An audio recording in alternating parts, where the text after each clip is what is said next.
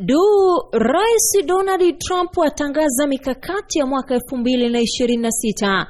Rais wa Marekani Donald Trump amelihutubia taifa hii leo Alhamisi na kuweka wazi mipango yake ya kuifanya Marekani kuwa imara zaidi kuliko hapo awali.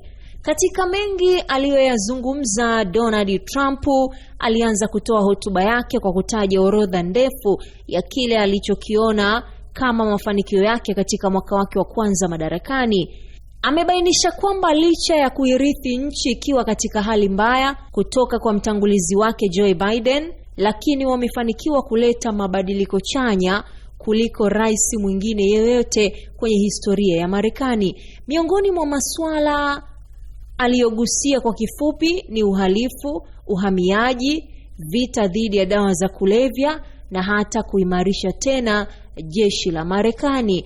Amegusia pia suala la kupunguza bei ambalo linaibua wasiwasi mkubwa miongoni mwa Wamarekani na kuahidi taifa hilo kuimarika kiuchumi mwaka ujao katika kiwango ambacho ulimwengu haujawahi kushuhudia.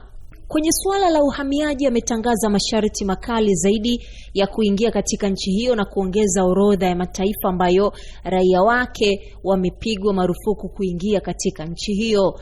Na baadhi ya mataifa ambayo Donald Trump ameyataja ni pamoja na Ivory Coast, Benin, Jamhuri ya Dominica, Gabon, Gambia, Malawi, Mauritania, Nigeria, Senegal, Tanzania, Tonga, Zambia na Zimbabwe pamoja na nchi nyingine.